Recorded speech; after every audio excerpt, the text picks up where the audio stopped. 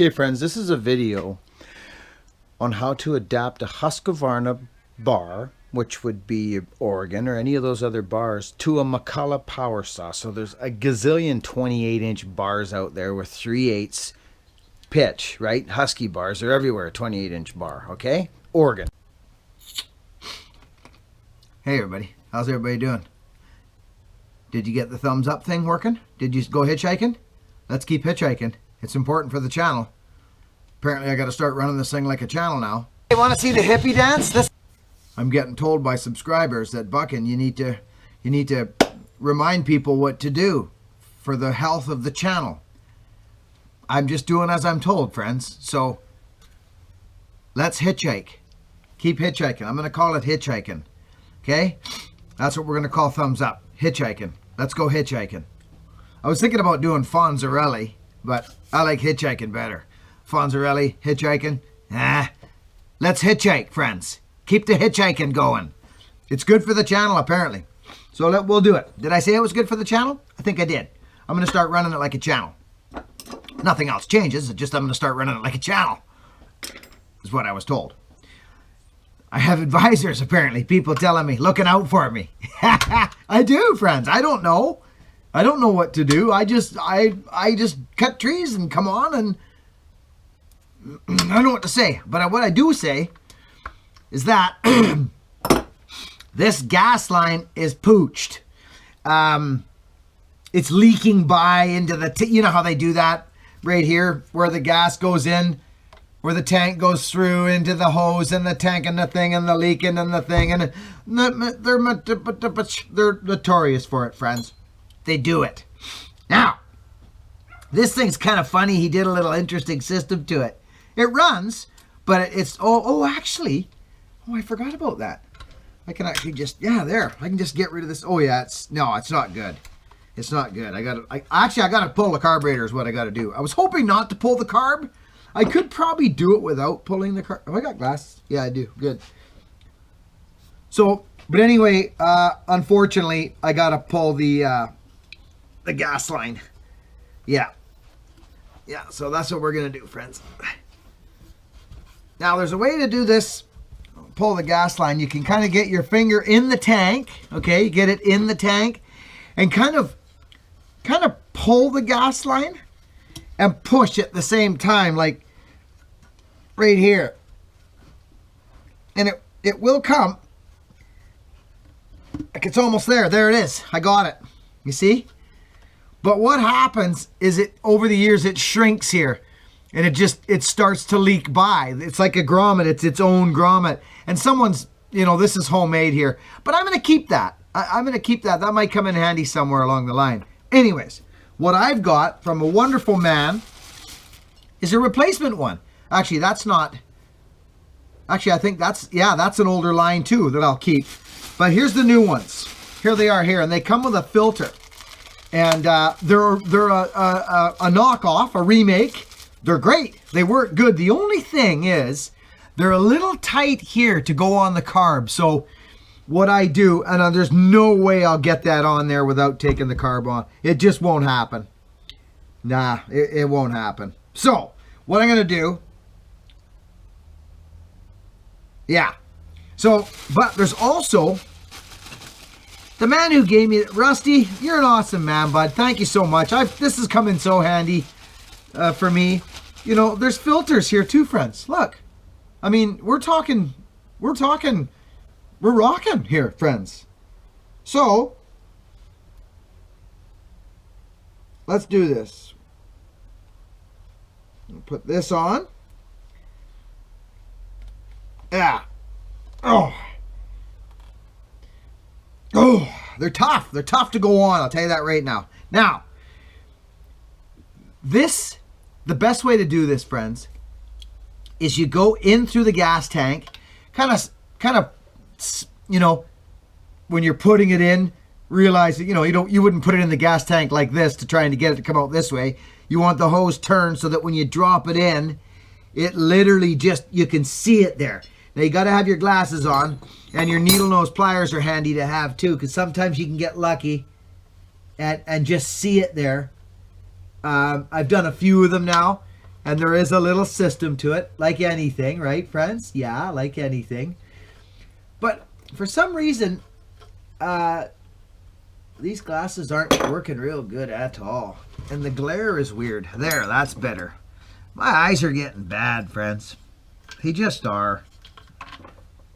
Anyway, I'm not going to bore you with me struggling on this because that would be foolish.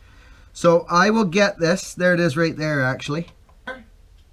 And get a little teeny bit of grease. Just a little bit. And just, like I'm talking a little bit, friends. And just put a little on there. Because it's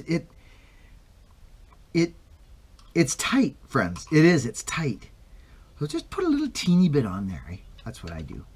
Now, I'm going to put this here because I may use it again. I'll put that grease there. Wipe my fingers off. Right? I'll talk to you guys in a few minutes. I'll get it through there and get it set up. Over and out. Okay, friends, so through the years, I've seen quite a few interesting situations to get this leak to stop, and little different ways of hooking fuel lines to carburetors on McCULLOCH. I've seen it all. Now, well, not all, but this one I just saw and I kind of liked. Just a bigger hose, okay? On with that, right? Then, it's silly as heck, but it worked. Then he cut, because this usually gets screwed up. People rip it or tear it. It's the one that comes out of the tank and goes in. And they just basically put it in there. Literally just put it in and tighten up that little hose clamp. It actually worked, friends. It worked. So that's not a bad system. So don't forget that. That's whoever did that, kudos to him. That's not bad. But we're not going there. We're going here. I think we're there. I think we are. We're going to find out, because you know how we find out? Geez, I think we're there. We just pour it up and see if any gas pours out of it.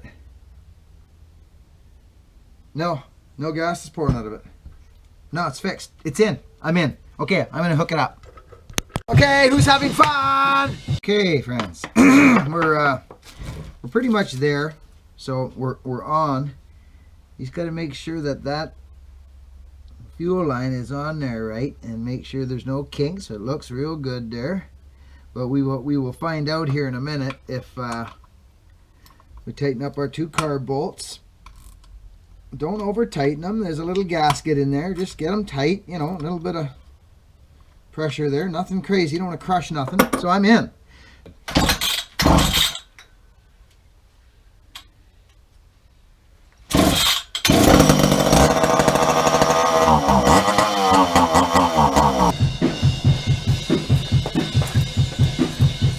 Try it again. The carb did not get a rebuild.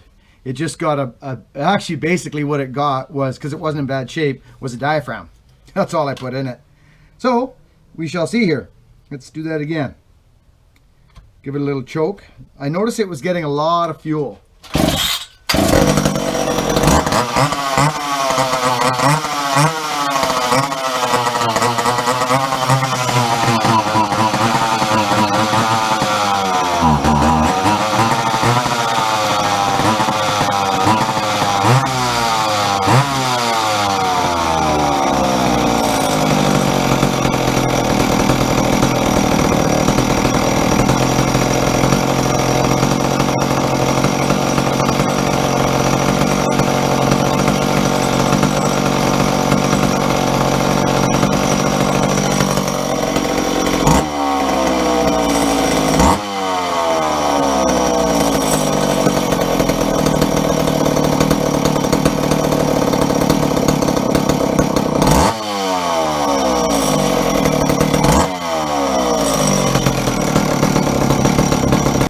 Okay, friends, this is a video on how to adapt a Husqvarna bar, which would be Oregon or any of those other bars, to a McCULLOCH power saw. So there's a gazillion 28-inch bars out there with 3/8 pitch, right? Husky bars are everywhere, 28-inch bar, okay? Oregon, just like this, okay? I got them sitting around. I've had people give them to me. They're all over the place. Now, it's tougher to find a McCULLOCH bar. It's way tougher to find a McCULLOCH bar, right? So I've adapted, I just call it Husky bar, just for lack of a better word. Could be still, but Husky's better because the bar guides are narrower. Still's really wide, as we all know. So the Husky's easier to adapt to a McCULLOCH or a home light or anything. So there's a couple things you need to do with your bar plate. or your bar cover. This thing. First thing, simple as pie, you take out the adjuster. You see, I've already got the nut off. This is the nut that sits right here, basically, so that you don't lose it and it doesn't spin off. It's got one of these designs on it where it's hard to turn. It gets hard to turn. Well, you just force your way through it. It's kind of like nylocks, you know, just force your way through it. So here I am. Look, this is what I'm doing. I'm going to take this out. Boom. I'm going to pick it up like this. I'm going to flip it upside down and I'm going to put it back together. Boom. It is literally that simple. Now, I'm just going to put this back together. So I'll put this here so you see what's going on. I'll grab my washer. I'll put my washer back on. Ba-boom. I'll grab my nut here. I'll put my nut back on. It'll start, but it won't thread because it's designed not to, right? So you just get it started like that right there.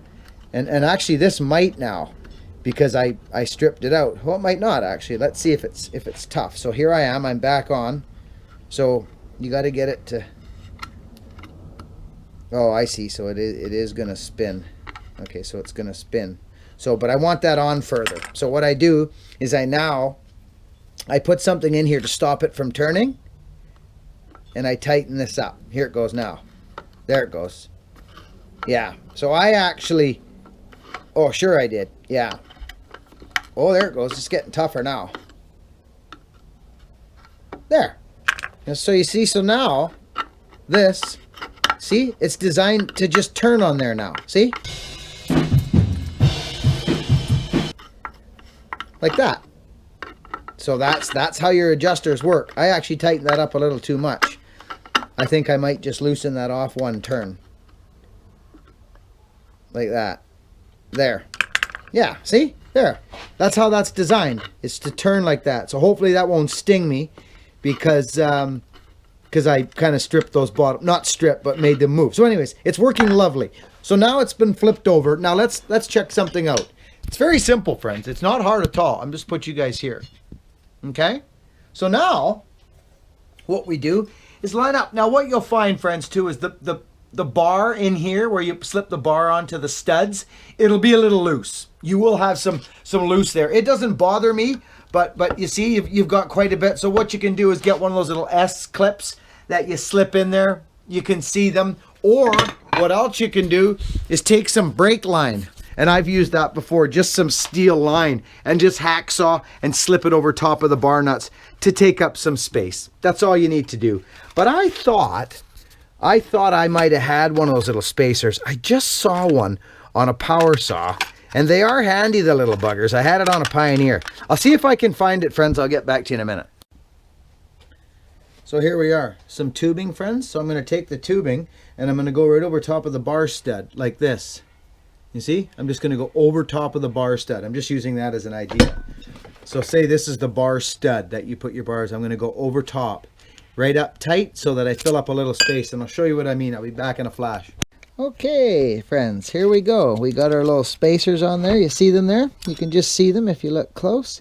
And they actually worked out better than I thought. So watch what happens here now. Put you guys back there. It's a little operation. It's nothing intense. So let's see. Let's put this on. Oh, yeah. Oh, wow. Oh, look at, friends. Look at. It's gone. Friends, look. Do you see what I'm saying? That worked out incredible. You got to see this. Look at. Can you see those little spacers, friends? There they are. They just, I'm not kidding you, they worked out killer. You can just see them in there. I love it. Those are the best ones I've done in a long time. Okay, so that's that. We're basically ready. The only thing you need to check is when you put this on, you see if it goes into the bars. Pardon me, into the hole. So that we have to check. And then other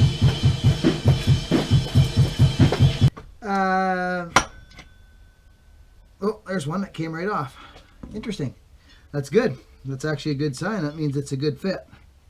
So, yeah, and that's loose. So you know what we could do now that we know that that's, let's do this. Let's give it a little squeeze.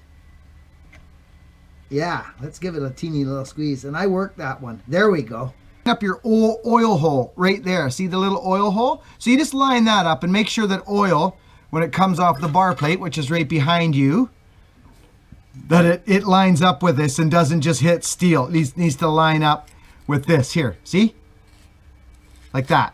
So it's not that hard for you. You just have to look. You literally have to hold this up. If you need to fire up the saw and see oil spewing out and line it up, do what you have to do. The major is taking up the bar slack and actually flipping this thing upside down so you can get it in and adjust your bar length. That's the major. It's not that hard. I gotta go pick up my kid. I'll be back in a little bit. Over and out. Okay, friends. This is gonna be an extensive video. I may as well do it and show you every step. So now what it is I just lined up my bar nut, my bar and oil holes. The oil holes you would get some oil, but you want all the oil you can get. So this is what I do. I don't need to show you. I'll show you when I'm done. This is what I do.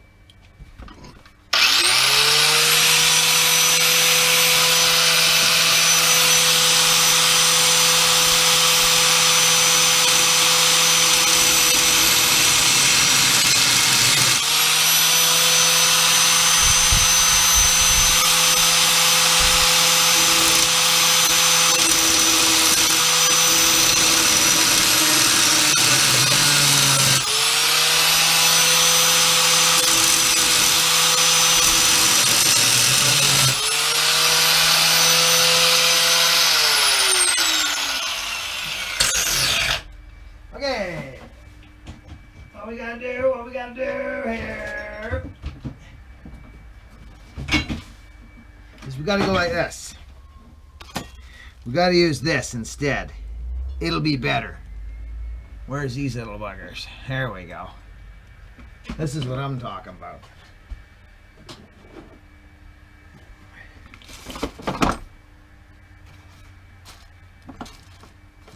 I'm going to use a Dremel instead, friends.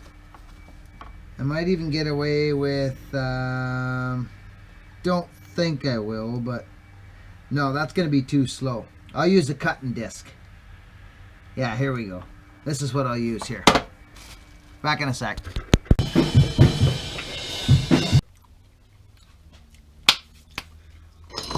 Okay, now, friends.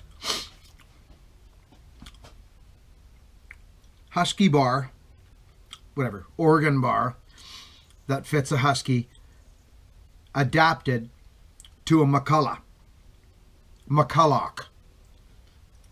I remember there was a guy, literally, friends, this is the truth. Listen, in the beginning of the channel, he may still be here. I don't know if he is or not. I don't think he is.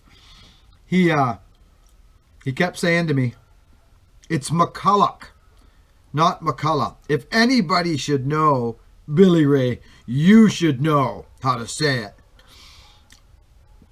We've been calling it McCULLOCH for a gazillion years. People who worked on McCULLOCH power saws call it McCULLOCH. Bob Walker says McCULLOCH. He doesn't say McCULLOCH. I mean, it's whatever. Basil, tomato. But it was so funny because he got so mad because I'm not going to change how I say something for my whole life just to suit you. So I think he actually unsubscribed. And I never said a word to him. I never said, oh, you know, nothing. He just kept saying every time I would do a video with McCULLOCH, he would get mad. And he would literally say, I told you. And he was seriously mad. I think he unsubscribed because I couldn't say McCULLOCH. He did. He's gone. This is years ago, friends, when I first started. It was funny. Anyways, friends. Okay. Flip the chain tensioner upside down. Right? So these little things you're going to run into, you just overcome them. They're little hurdles that you just overcome. The little spacer thing, you can get better things that I use. I'm MacGyver when it comes to that stuff. I'll put on there. So look, friends. It's ready to go. So the bar, the spacers, right? And you don't even have to do that, but you should. I think so. It's just my opinion. Then flip the thing over. Make sure your bar plates, you'll have to play around with your bar plates because the adjuster has to go in and it bottoms out. So it's quite simple, friends. But it is a little bit of playing around. See, there's the play. See? there's the place. So pull up your bar. Give it a little snuggety-duggety. There we go.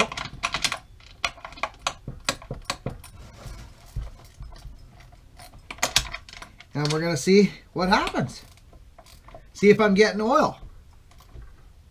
There we go. So this actually, let's see. Oh, actually, you got to be careful. It might be, oh no, good, look. That's a good sign. I'm tight, right? Like I'm tight. So look, that's important. That's very important. And she's tight, friends. We are tight. We're rocking and rolling. So grab my trusty screwdriver. I should be sharp enough to make a cut with. It's not dull and it's not real sharp neither, but it's good enough. So let's take it out and see if we can't get this thing to run. See if I got gas in her. Yeah, it should be enough to get her flashed up. Maybe do a cut or two with, if it cuts, if it runs.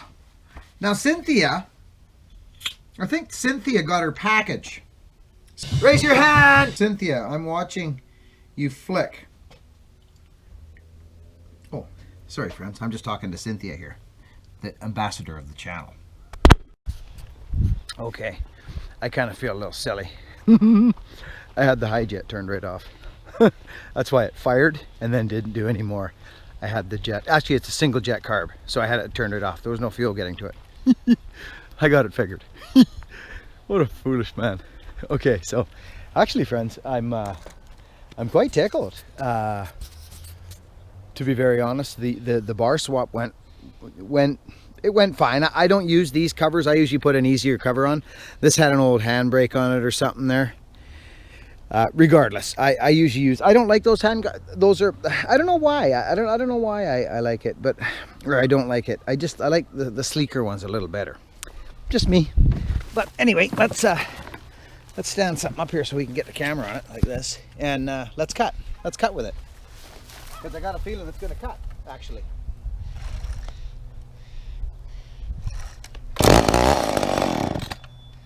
That I don't like. I don't know what that is. Huh. Hope that doesn't flood out.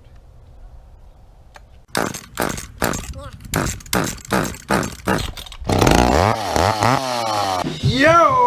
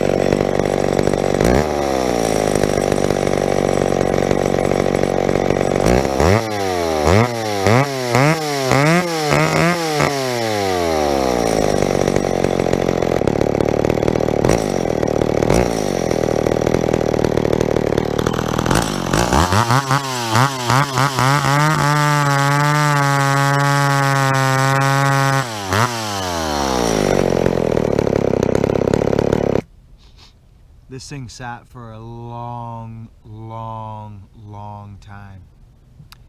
But the bonus was, this has a chip in it, one of those modulator things. I just noticed it. I don't know how long they've had those out, but